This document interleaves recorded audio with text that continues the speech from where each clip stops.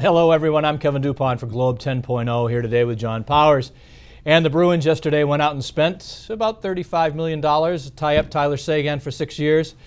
John, they've spent a lot of money this summer, tied up a lot of guys. You think they've tied up enough? More to come? Where do you see them going with You would think, well, you've got 4 guys that aren't tied up long. You've got Rask, Lucic, Horton, Ferentz. The key guy is going to be Rask, basically. If he's your guy and you know that Thomas isn't coming back, this is a goal-out team. It's always been that way under Julien. You have to make sure, if he's your guy, tie him up now. Yeah, goal-out guy, defense in all 3 zones, right? Emphasis on defense. I agree with you.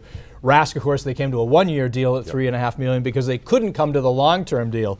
And I'm sure Tuukka Rask is there thinking now, you know what? They just gave Seguin $5.75 million forever. I'm sure Rask has got to be thinking his number is somewhere around there. Yeah, and again, I think what you're seeing is a reaction to the last time after a lockout when they thought they could go bargain shopping, and ended up having to pay huge prices for basically Walmart merchandise. No, they did, and they came back. Of course, this was under the Mike O'Connell regime when they thought they had the secret word from the owner because Jeremy Jacobs was on the board of governors, still is, by the way, still the chairman, and really their plan was that all these free agents would flood the market.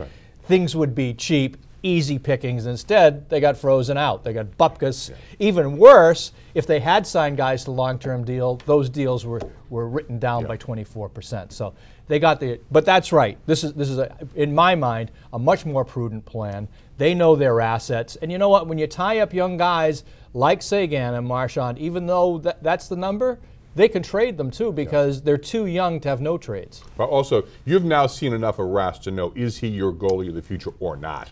If not, then you better get somebody else. But also, the fact that they extended Julien, they like his style, how he coaches. That is the team, that is the style that they're now married to. It's got to start with the goalie. It's not paint by number, but it's very safe. And in any schematic, whether you've got a high-risk team or a low-risk team, which this is, you got to have the goaltending. So it's Rask for now. I think it's going to be Rask for quite a while.